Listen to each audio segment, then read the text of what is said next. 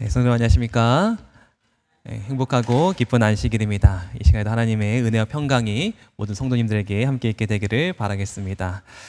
오늘 제목을 아덴에서라고 하는 제목으로 함께 은혜를 나누겠습니다. 우리 먼저 사도행전 17장 16절에서 18절에 있는 말씀을 우리 함께 보도록 하겠습니다. 사도행전 17장 16절에서 18절에 있는 말씀입니다. 감사합니다. 저희가 지금까지 바울의 그 선교 여행을 살펴보았는데요. 우리 1차 여행을 함께 또 살펴봤고 지금은 이제 2차 여행을 살펴보고 있는 중입니다.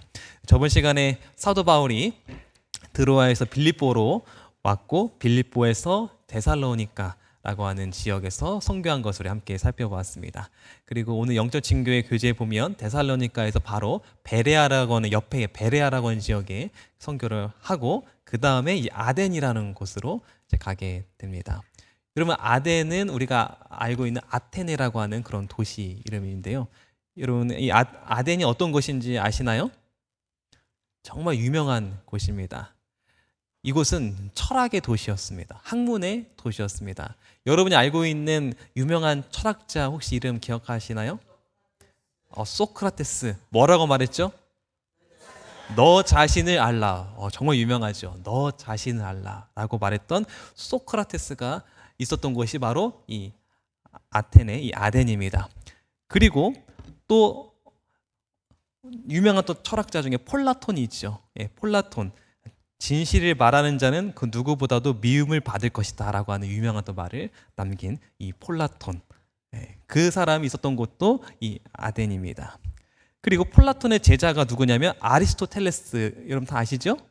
아리스토텔레스의 또 유명한 명언이 인내는 쓰나 그 열매는 달다. 참 유명한 말들이죠. 그리고 이 아리스토텔레스는 여러분 그 유명한 알렉산더 대왕의 스승이었어요. 그리스 당시. 그래서 정말 유명한 곳이죠. 이곳이 철학의 또 학문의 도시였습니다. 그래서 많은 사람들이 이곳으로 공부하러 오기도 하고 탐방 오기도 하고 이 지식인들에게는 이곳이 로망이었습니다. 이곳에 가는 것이 로망이었어요. 그리고 이 아테네는 어떤 곳이냐면 모든 시민이 의견을 내고 결정하는 최초의 민주주의를 이뤄낸 도시예요. 최초의 민주주의. 그럼 민주주의, 우리 대한민국 민주주의 이게 꽃을 피웠는데 그 최초의 장소가 어디라고요? 바로 이 아테네입니다. 왜 이렇게 민주주의를 이루게 되었냐면 그들은 나라의 일, 삶, 행복, 정의 등을 끊임없이 질문하고 토론하는 문화가 있었대요. 그래서 길거리에 가서 끊임없이 우리가 왜 살아야 되지? 왜 우리가 이렇게 해야 되지? 그것을 끊임없이 서로 이야기하고 토론하는 문화가 있었대요. 그냥 일방적으로 수용하는 문화가 아니라 끊임없이 이야기하고 토론하는, 거기서 문제를 서로 해결하고 의견을 조율하는 그런 문화가 있었다고 합니다. 그래서 철학이 발전했고 그리고 민주주의가 꽃을 피우게 된 것입니다. 그래서 이런 광장에서 많은 이제 토론과 질문들을 행했고요. 그리고 이 아테네에서 가장 유명한 곳이 바로 아크로폴리스라고 하는 곳인데요. 지금 여러분 가보시면 이런 유적지가 있습니다. 이 아크로폴리스는 두 단어의 합성어인데 아크로는 높은 이라는 뜻을 갖고 있어요. 높은. 그리고 폴리스는 도시. 그래서 합치면 무슨 뜻입니까? 높은 도시. 이 아테네는 높은 도시. 이 높은 곳에 지금 건축물들이 이렇게 있지 않습니까? 아름다운 건축물들이 있는데 이것들이 다 신전입니다. 그래서 가장 큰 이 신전이 파르테논 신전이에요. 아테네 그 전쟁의 여신 아테네를 모시는 그런 파르테논 신전이라고 합니다. 이 파르테논 신전은 세계 유네스코 1호예요. 1호. 그게 이 파르테논 신전인데 그래서 유네스코 보면 마크가 뭐냐면 바로 이 파르테논 신전이에요. 유네스코 마크가. 굉장히 웅장하죠? 그리고 그 옆에 에릭테리온이라고 하는 신전이 있는데 이것은 신들의 그 영웅들을 모시는 그런 신전이라고 해요. 아테네를 비롯해서 뭐 포세이돈이라든지 다른 그 영웅들을 모시는 신전이라고 합니다. 그리고 이 옆에는 아테네 니케 신전이라고 해서 니케는 승리라고 하는 뜻을 갖고 있습니다. 그러니까 아테네 그 전쟁의 여신이 승리한다, 그런 뜻을 갖고 있어요. 그래서 이 니케는 굉장히 유명합니다. 여러분 그 운동화 중에 유명한 나이키 있지 않습니까? 나이키가 이 니케예요. 승리라고 하는 상징을 갖고 있어요. 여기서 온 겁니다. 나이키가 이 니케. 예. 이 아테네에서 왔어요. 나이키가. 그래서 여러분 이 아테네는 어떤 곳입니까? 여러분 보니까 최고의 지성과 교양, 그리고 최고의 예술과 과학, 매우 훌륭한 그리고 아름다운 웅장한 건축물과 그림들, 그리고 최초의 민주주의를 실현하는 도시, 그곳이 바로 이 아덴이었습니다. 그리고 이 아테네는 아테네 여신을 그냥 이름을 땄어요. 그렇죠? 다시 말해 전쟁의 여신 아테나를 수호신으로 삼는 도시가 바로 이 아테네였습니다. 그리고 이 아테네는 정말 많은 그 신들의 조각상들이 이렇게 많이 있었습니다. 우상들의 그 수가 약 3만 개가 넘었다고 해요. 3만 개가 넘었다고 하면 그 당시 인구 수보다 훨씬 많았다고 해요. 그러니까 사람 수보다 뭐가 더 많아요? 이런 신들의 조각상들이 많은 거예요. 그래서 그리스 신화 보시면 아시죠? 많은 신들 있죠. 번개의 신 누가 있습니까? 번개의 신 제우스, 바다의 신 포세이돈, 그리고 곡식과 대지의 신 데메테르, 예. 또 음악과 예술의 신 아폴로, 또 미와 사랑의 여신 아포로디테 등등 정말 많은 그 신들이 모셔져 있고 이런 신상들이 있는 곳이 바로 이 아테네였습니다. 근데 이 사람들이 얼마나 이 신들을 섬겼냐면, 예를 들면 제우스 신을 섬겼다가 다른 신을 안 섬기면 그 신이 노할까봐 또 그 신을 또 만드는 거예요. 그래서 만들다 보니까 이렇게 모든 신을 만들었는데, 근데 혹시나 우리 민족 말고 다른 민족들이 믿는 신이 또 있을 거 아닙니까? 혹시 그 신들도 우리가 안 모시면 그 신이 우리를 벌하면 어떡하지? 라고 해서 만든 게 뭐냐면 바로 이건데요. 이건데 이게 뭐냐면 unknown god이라고 되어 있죠, 영어로. 그러니까 알지 못하는 신이라고 하는 하나의 딱 상을 만들어 놓은 거예요. 이해되셨나요? 그러니까 우리가 알지 못하는 신이 또 있을 텐데 그 신까지 만들어 가지고 거기서 숭배를 했다는 거예요. 그러니까 모든 잡다한 신을 다 모아놓고 종합해놓고 섬기는 곳이 바로 이 아테네였습니다. 지금 사도 바울이 여러 지금 지역을 선교 여행을 했지만 이렇게 우상이 많고 이렇게 우상 숭배가 성행하는 곳은 처음이었던 것 같아요. 그래서 오늘 본 말씀에 사도행전 17장 16절에 보면 바울이 아덴에서 저희를 기다리다가 온 성에 뭐가 가득합니까? 우상이 가득한 것을 보고 마음에 분하여 라고 되어 있습니다. 마음이 분하여. 사도 바울의 마음이 어땠다고요? 분하여. 이 분하여라고 하는 뜻이 뭘까요?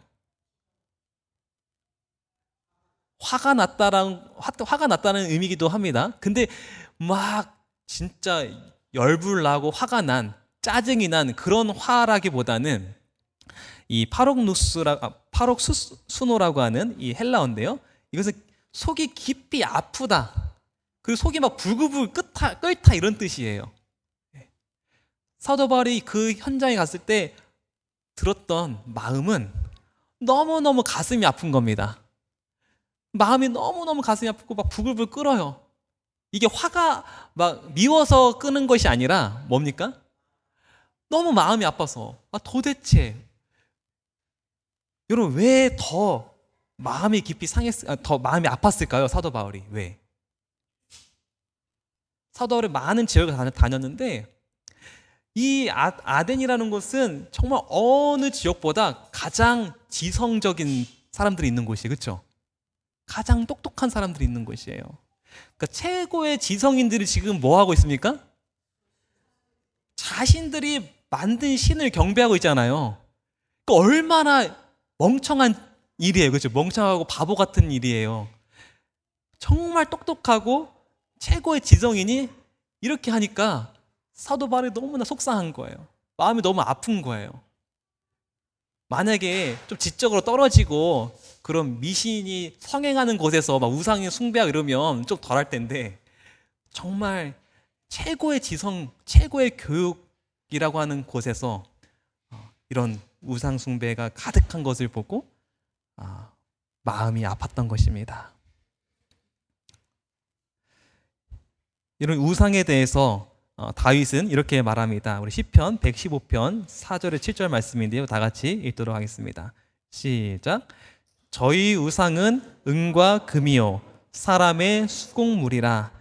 입이 있어도 말하지 못하며 눈이 있어도 보지 못하며 귀가 있어도 듣지 못하며 코가 있어도 맞지 못하며 손이 있어도 만지지 못하며 발이 있어도 걷지 못하며 목구멍으로도 소리도 못하느니라. 그럼 그들이 만든 우상이 한마디로 뭐라고 합니까?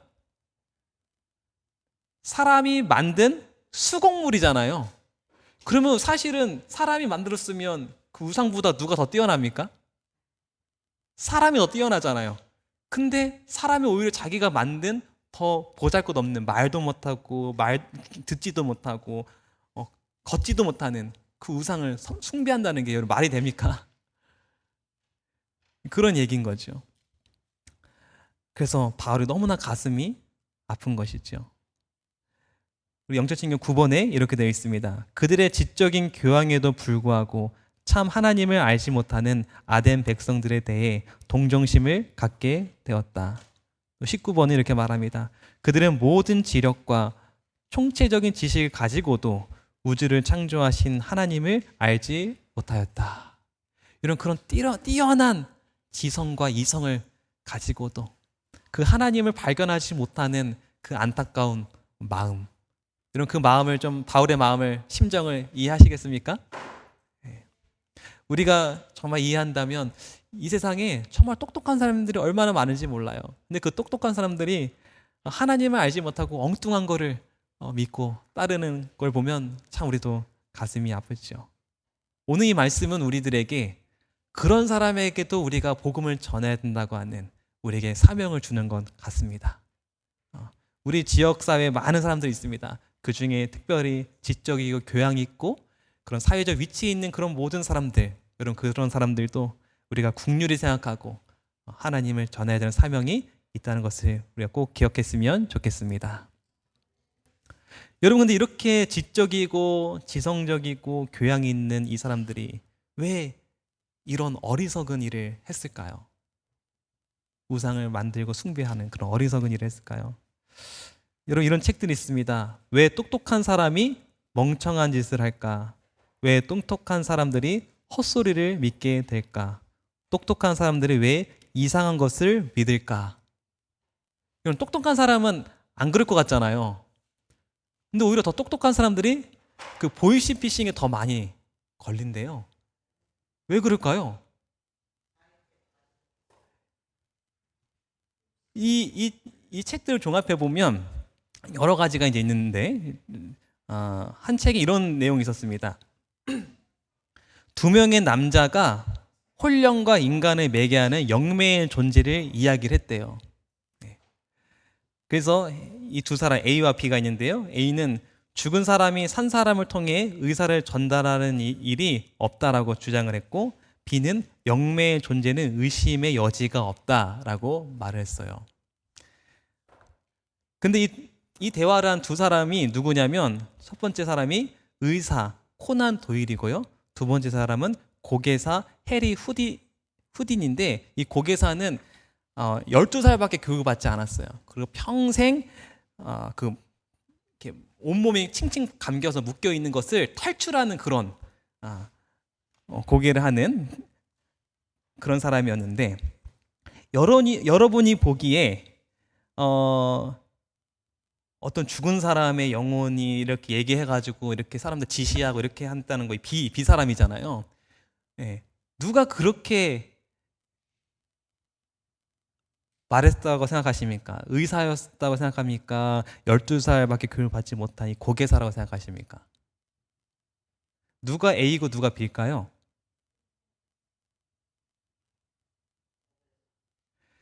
놀라운 것은요, 모든 사람들이 예상을 깨고 고개사가 아주 바른 판단을 하고 의사였던, 그렇게 많은 교육을 받았던 의사였던 코난 도일은 어떻게 했다고요? 영매의 존재를 의심하지 않았다고요. 심지어 코난 도일은 요정을 믿었대요. 요정을 믿어서 그 한 아이가 그 무슨 핀을 갖고 있는데 그게 엄마의 태 속에 있는 요정이라고 하면서 막 우겼다는 거예요. 근데 어떻게 그렇게 교육받고 똑똑한 사람이, 그리고 이 코난 도일은 유명하지 않습니까? 그 셜록 홈스라고 하는 그 시리즈를 만든 정말 유명한 똑똑한 사람이, 지적이고 지성적인 사람이 어떻게 그런 엉터리 같은 것들을 이렇게 믿을까? 여러분, 이 사람은 폴 프램튼이라는 사람인데요. 암흑물질 이론에서 탁월한 성과를 거둔 사람입니다. 그리고 노스캐로라의 대학의 명석한 물리학자입니다. 굉장히 똑똑한 사람이에요. 근데 이분이 온라인 그 데이트 사기를 당해가지고 마약 밀매 조직 운반하는 것에 걸려버렸어요. 그게 마약인지도 모르고, 예, 그렇게 하다가 그런 운반책 역할을 하다가 체포를 당한 것이죠. 그럼 이렇게 똑똑한 사람이 어떻게 그렇게 걸려 넘어간 겁니까? 그리고 캐리 멀리스라고 하는 사람이 있는데, 이분은 DNA 대량 복제를 가능케 한 기술 연구자로서 노벨상을 받은 굉장히 똑똑한 사람이에요. 근데 이 사람이 뭘 믿냐면 점성술을 믿어요. 그래서 아테르라고 하는 물질이 있는데 그 물질을 통해서 그 보이지 않는 영의 세계로 들어갈 수 있다고 주장하고 있어요. 여러분, 이런 엉뚱한 이야기를 하고 있다는 거예요. 그 아까 봤던 그 책에서 나온 이야기입니다. 그래서 이 지능의 함정이라고 하는 이 책에는 이런 똑똑한 사람들이 비합리적이고 어리석은 판단을 내리는 일이 오히려 더 많다는 거예요. 오히려. 왜 그렇죠? 왜 그럴까요? 안 그럴 것 같은데, 그렇죠? 안 그럴 것 같은데 그런 일이 더 많다는 거예요. 평균적으로 봤을 때. 왜 그럴까요? 이 책에서 여러 가지 이야기가 나오는데 그 중에 하나를 제가 좀 가져왔습니다. 우리 다 같이 한번 읽어볼까요? 시작. 스스로 똑똑하다고 생각하는 사람일수록 오류에 빠지기 쉬운 것은 자신의 지능을 편향과 합리화에 동원하기 때문이다. 자기만의 세간에 갇히는 것이다. 스스로 어떻게 생각한다고요? 자기가 똑똑하다고 생각하는 사람일수록 더 엉뚱하고 정말 이런 것까지 이렇게 믿어라고 하는 것까지 믿게 되는, 오히려 편향된 선택을 할 때가 많다는 거죠. 그 근본 원인 중에 하나가 뭐냐면 스스로 똑똑하다고 생각하는 거예요. 스스로 똑똑하다고. 네. 여러분, 이 아덴이라는 곳이 바로 최고의 지성과 교양, 최고의 예술과 과학, 매우 훌륭하고 아름답고 웅장한 건축물과 그림, 승리 기념과 찬란한 역사들, 그리고 신격화된 조각물들, 그 아덴의 큰 자랑과 자부심이었습니다. 바로 이런 큰 자랑과 자부심, 그런 스스로 그들이 똑똑하다고 생각하고 가장 이 세계에서 가장 지성적이라고 생각했다고 하는 그런 것들이 하나님을 아는 데 있어 뭐가 됐습니까? 네, 걸림돌이 됐다는 거예요. 참 아이러니하죠. 이런 그 지성이 오히려 걸림돌이 되었다는 것입니다. 로마서 1장 22절 말씀입니다. 다 같이 읽겠습니다. 시작. 스스로 지혜 있다 하나 어리석게 되어 썩어지지 아니하는 하나님의 영광을 썩어질 사람과 금수와 버러지 형상의 우상으로 바뀌었느니라. 그럼 스스로 지혜 있다는 사람이 어떻게 됐습니까? 어리석게 됐고, 오히려 썩어지지 아니하는 영광을 썩어지 뭐가 바꿨습니까? 네, 사람의 형상의 우상과 바꿔버렸다라는 거죠. 여러분, 하나님을 아는 것은요, 사람의 똑똑함이 아니라 여러분 하나님께 열린 겸손한 마음이라는 것을 이런 기억하게 되길 바랍니다. 하나님을 아는 것은 똑똑함이 있지 않아요. 하나님을 아는 것은 오히려 똑똑함보다 자기 스스로 낮추고 그런 열려있고 겸손한 마음을 가진 사람이 하나님을 알게 될 것입니다. 여러분, 우리 마음이 정말 하나님 앞에 열려있고 그리고 참 겸손한 그런 마음이 우리의 마음이 되기를 바랍니다. 그래서 어느 누구보다도 하나님을 아는데 가장 앞에 있는, 그리고 하나님을 가장 많이 아는 그런 성도님들이 우리 원내등교회 성도님 되기를 간절히 바라겠습니다. 우리 고린도전서 1장 27절 29절 말씀은 이런 말씀이 있습니다. 우리 다 같이 읽겠습니다. 시작.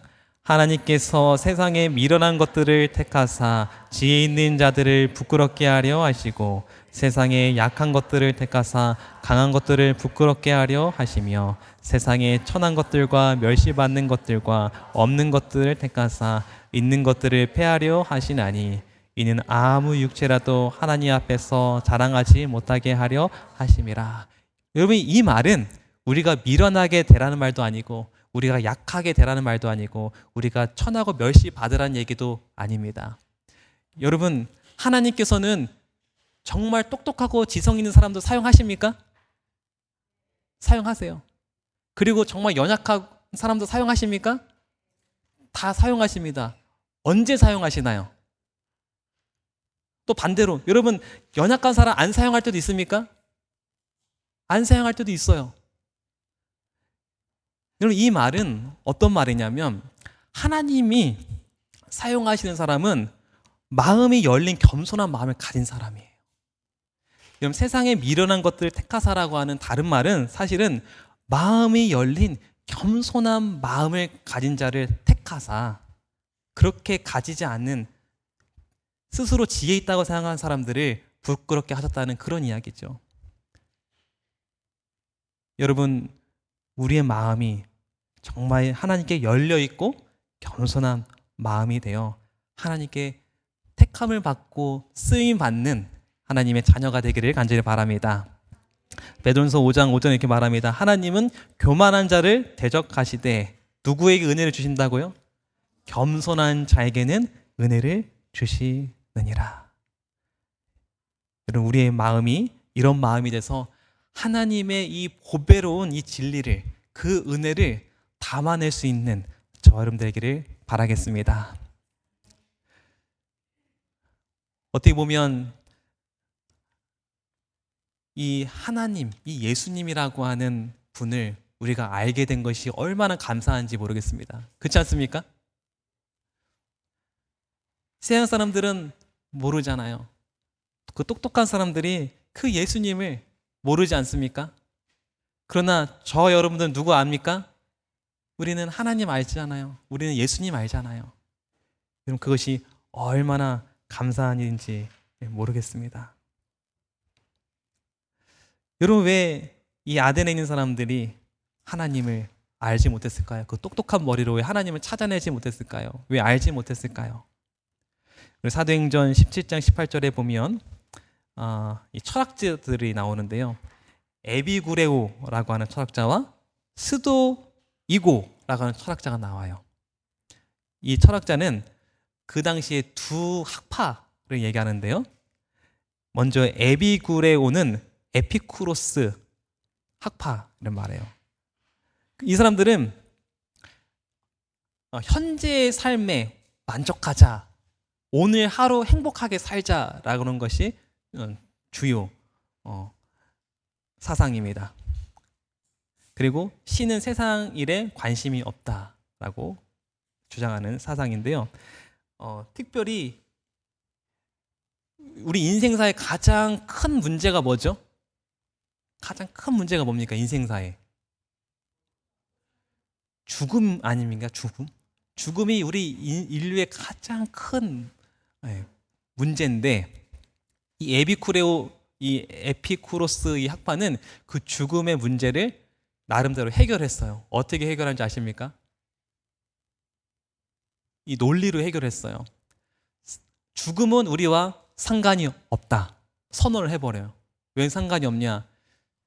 살아있을 때 우리는 안 죽었잖아요. 그러니까 살아있을 때도 죽음은 상관이 없고, 죽었을 때도 알아요, 몰라요? 우리가? 죽음 모르잖아요. 그러니까 죽음은 상관이 없다는 거예요. 그러니 우리가 오늘 하루 그냥 즐기고 재밌게 살자. 하루하루를 그냥 재밌게 살자. 그게 바로 이 에피쿠로스 철학자들이에요. 그들이 삶의 가장 큰 문제인 죽음을 그렇게 나름대로 논리로 해결해 버렸어요. 그래서 때로는 이 학파들은 쾌락주의로 빠지기도 했어요. 하루하루 즐겁게 그냥 사는 거죠.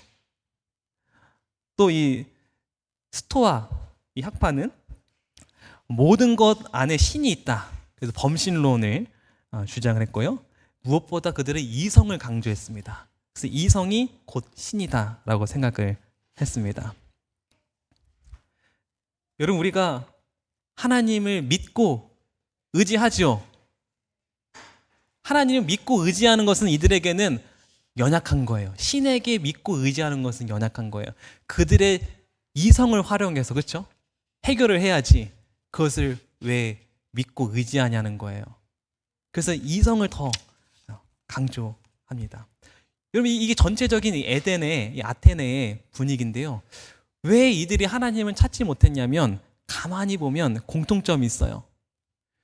우리가 직면하고 있는 삶의 여러 가지 어려운 부분과 문제들이 있지 않습니까? 그 모든 것들을 다 논리로, 철학으로, 사람의 방법으로 다 이미 해결해 버렸어요. 자기 나름대로 다 해결했어요. 그러니까 여러분, 이 안에 하나님이 개입할 여지가 없는 거예요. 그래서 이 두 학파의 공통점이 신은 관심이 없다, 관여하지 않는다는 거예요. 신이 끼어들 틈이 없어요. 그 인생사에 끼어들 틈이 없어요. 그러니 하나님을 찾을 수 있습니까, 없습니까? 모든 것을 다 사람의 이성과 지성과 능력으로, 노력으로 다 해결하니까 하나님이 들어갈 여지가 있습니까, 없습니까? 없다는 거예요. 여러분, 우리도 마찬가지입니다. 하나님을 경험하고 싶지 않습니까? 근데 우리가 때로는 경험하지 못할 때도 많죠. 근데 가만히 생각해 보면 하나님이 내 삶 속에 역사할 여지를 안 주고 제가 이미 다 해결하고 있더라고요. 제가 혼자 다 고민하고 있고 제가 혼자 다 이미 하고 있더라고요. 하나님 배제하고요. 하나님이 내 삶에 들어올 여지를 안 주고 그렇게 하고 있는 모습을 저도 종종 보게 됩니다. 여러분, 우리 삶 속에 하나님이 역사할 수 있도록, 하나님 내 삶에 들어올 수 있도록 우리가 하나님께 마음문을 열어두시고 여지를 두게 되기를 바라겠습니다.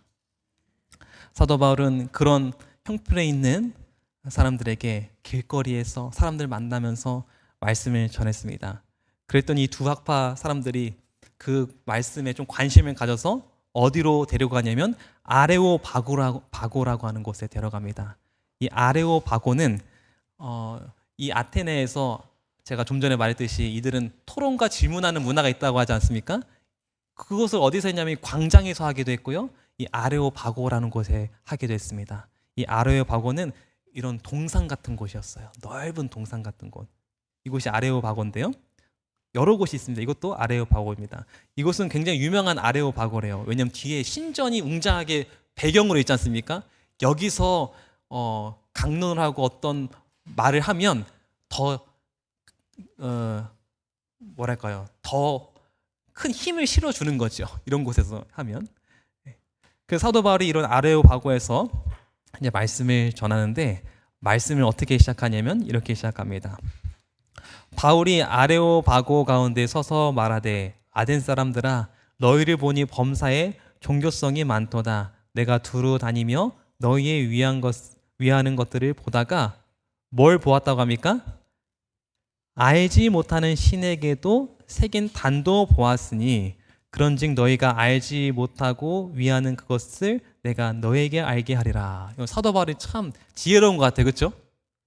딱 보고 나서 어떻게 이 사람들하고 이야기를 시작할까 하다가 뭘 발견했습니까?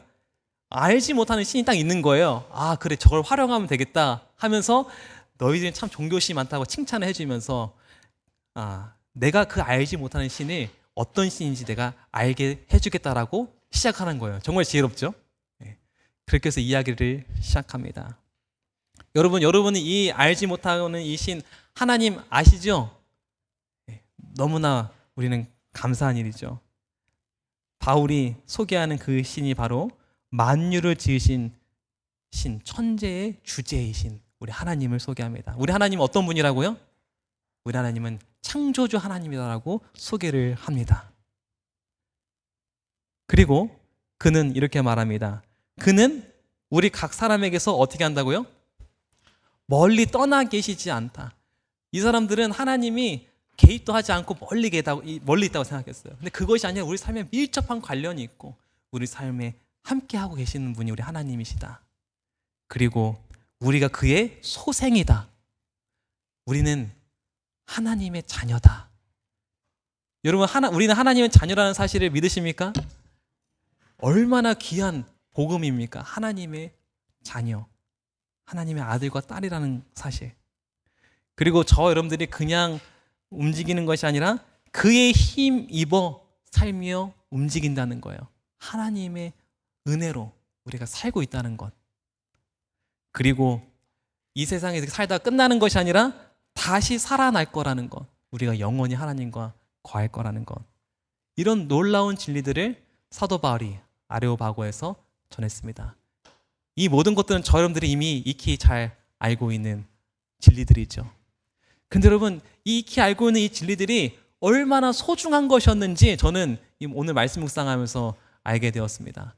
하나님이 우리의 창조주시고, 그리고 내가 바로 그 하나님 우리 아버지시고, 내가 그분의 아들이고 자녀고, 그리고 하나님께서 내 삶에 깊이 들어와 계시고, 그분의 힘으로 내가 살고, 그리고 이 땅에서 끝나는 것이 아니라 저 하늘까지 약속됐다는 이 사실, 이 진리를 알고 있다는 사실이 너무나 감사했습니다.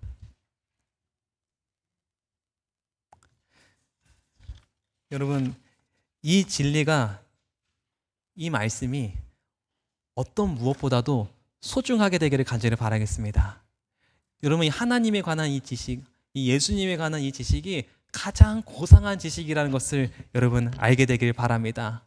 이 아테네 사람들처럼 여러 화려하고 찬란한 그런 지식들 말고 예수님이 하나님에 관한 이 지식이 가장 고상한 지식이라는 것을 깨닫고 그 예수님을, 그 하나님을 우리가 마음에 담아둘 수 있는 하나님의 자녀가 저는 되기를 바라겠습니다.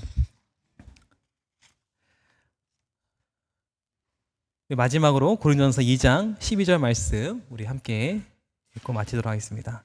다 같이 읽겠습니다. 시작. 우리가 깨달은 것은 하나님께서 은혜로 우리에게 주신 것들이라. 여러분, 우리가 지금 하나님을 알게 된 것, 정말 하나님께서 나를 자녀라고 삼아주시고, 그리고 내 삶에 깊이 개입하시고 나를 도와주시고 인도하신다는 것, 여러분 그거 사실은요 엄청 값진 거라는 거 아십니까? 그거를 깨달은 것 자체가 얼마나 놀라운 사실인 거 여러분 아십니까? 그게 가장 보배로운 사실이라는 것을 여러분 아시게 되길 바랍니다. 그것이 얼마나 큰 은혜인지 여러분 우리가 알게 되기를 간절히 바라겠습니다. 말 구유에 누가 누웠습니까? 그 구유에 누가 있었습니까? 아기 예수님이 있었지 않습니까? 여러분, 그 예수님을 모시고 담고 있는 그것이 얼마나 축복인 것을 여러분 알게 되기를 간절히 바라겠습니다. 이 고상한 이 진리, 이 하나님의 말씀이, 하나님 예수님이 내 삶 가운데 들어왔다는 사실이 얼마나 감사하고 은혜인지 모르겠습니다. 이거를 모르는 많은 지성인들이 있어요. 그래도 우리는 알고 있지 않습니까? 여러분, 우리가 정말 그 크신 은혜에 감사하며 또 이것을 알지 못하는 많은 사람들에게 이 진리를 전하는 저와 여러분 되기를 바라면서 오늘 말씀 마치도록 하겠습니다.